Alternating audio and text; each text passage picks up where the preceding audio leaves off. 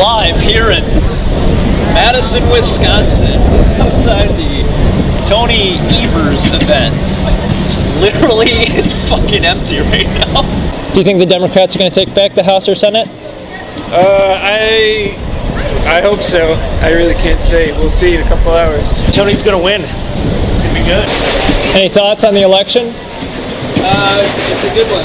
Kick out Walker. Hopeful, we're hopeful. Hopeful for what? Hopeful. We're hopeful. Blue wave. I hope Walker gets kicked out. That everyone should vote blue Blue or don't, or don't? but don't vote red. As far as the House and Senate goes, if the Democrats take back the House or Senate, what's a policy you'd like them to push? Well, push civility, push the things that are outstanding, to push those things that are really important across the board, not this fear-mongering and this invasion, and somebody's got to put Trump into check. He's just wild. I think it's kind of detrimental to progress. Like, our whole motto in Wisconsin is forward. Yeah. And yet we've just been kind of staying stagnant. Maybe even moving backwards a little bit, but you didn't hear that from me. It's got to swing back. The pendulum has got to swing the other way. This is really becoming a joke. I'm nervous. I'm going to a watch party tonight to see the results roll in. And who do you want to win? Blue wave. And what is a blue wave? Democratic Party. Right. And so, any thoughts on the war in Iraq and Afghanistan continuing on, even if the Democrats take back House and Senate? I mean, that's a pretty heavy question. But do you think the Democrats should take a stronger stance on things like the war? Absolutely. I'm like a diehard progressive here. But I believe you used to have a bumper sticker that said Bernie. Hey, I'm still a Bernie-crat, okay? I just think that after Hillary and in the age of Trump, a lot of things have shifted from this like Republican centrist view to like this far right in the mainstream, and that's scary to me. Yeah. And I feel like the only way to prevent that is to vote like a firm on like the blue line. Would you like to see more than two political parties taken seriously in this country? God, yes. Fuck. No, I'm sorry to swear. No, it's okay. Yeah. I don't believe in censorship, so. Like, Jesus Christ. I think, and I know this sounds vague, bullshit, teenage, arrogance, but I think the whole system is, it's not set up correctly, it's not set up fairly. And There seems to be a monopoly on a lot of things. oh yeah, are you kidding me? Are you kidding me? What do you think about people voting third party? Not this time around. I think it's a gamble that people shouldn't be taking. So, I mean, like, what policies will the Democrats change if they take back the House and Senate?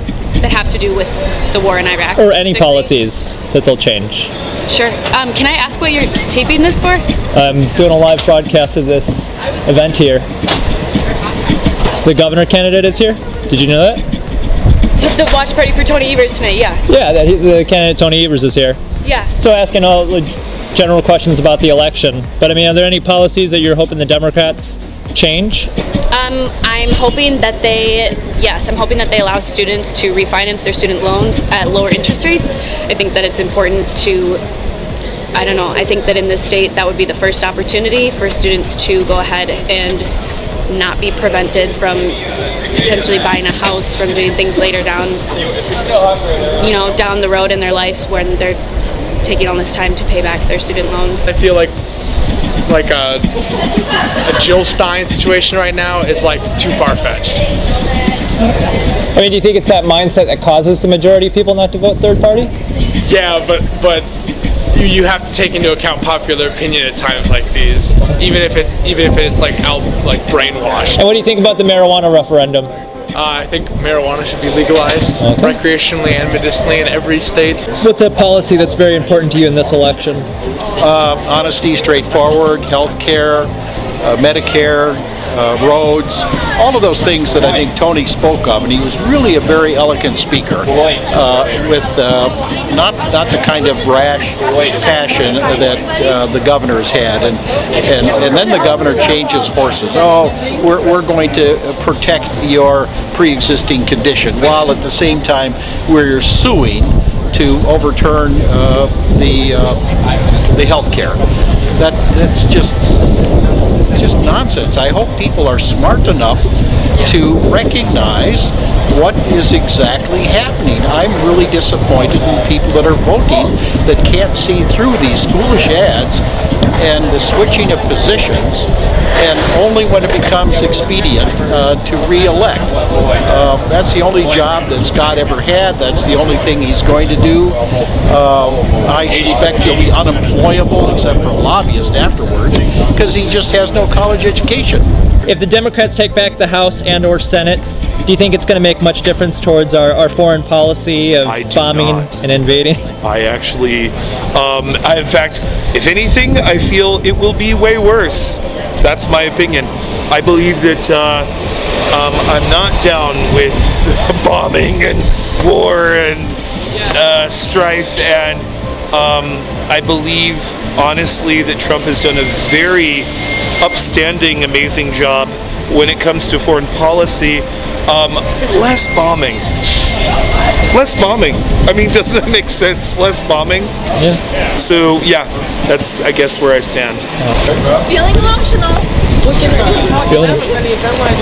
Any thoughts on the election tonight? Do you think the third and fourth party candidates should have been allowed in the debates? Yeah, I think everybody deserves an equal. If they're on the ballot, at least? Yeah, sure. More people voted in this election than a presidential election in Dane County. So, but what does it accomplish? It allows people to choose the candidate that they want to lead our society. But what about the 4 other candidates not being allowed into the debates? Okay, I don't necessarily agree with that. Tony would be awesome if he won. Do you think he should have pushed harder on criminal justice reform? I can't answer that. I'll be here later. I'm shooting photos too. So I've been living in Kansas City, Missouri, as you know, and we also have Amendment 2 down in Missouri, and I am honestly hoping that that really comes through tonight. Specifically for so many people who need healing medicine, our veterans, and dirty, rotten healthcare system that needs to be revamped. And I think, obviously marijuana is a wonderful medicine that has done quite an amazing benefit for so many people. So hoping for the state of Missouri to vote Amendment 2, not Amendment 3. Amendment 3 down there is the drug czar. His name is Brad Bradshaw, and he's a lawyer that wants a lot of power.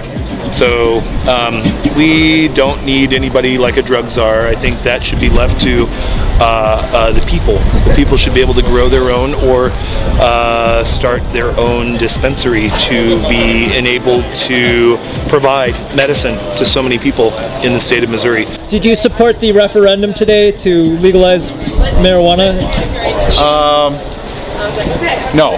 Do you have some literature of sorts? Do you have any I did vote. Do you have any thoughts on the election? I can't. Sorry. Okay. You just stuck something on Goodman's Jewelers? Just stuck another thing on Goodman's Jewelers? Meaningless bullshit for next gen. Your paid political protesters right there. Just plaster every window with election day information. It's 7 o'clock. The polls end in an hour, but these paid protesters are putting literature up on the windows of Madison businesses, just throwing stickers up on Madison buildings. Do you think that the third and fourth party candidates should be allowed in the debate? No, because they don't have enough standing, they don't have enough percentage of the votes. It would skew the real time, the real answers. If they can muster up enough support, enough at the polls, or primary, then perhaps. But I think it would be too difficult to open the debates to all of those people that would be running. It would just diffuse the real issues of the primary. But I think a third-party candidate, if we could get one, might be very useful in the campaign and the debate.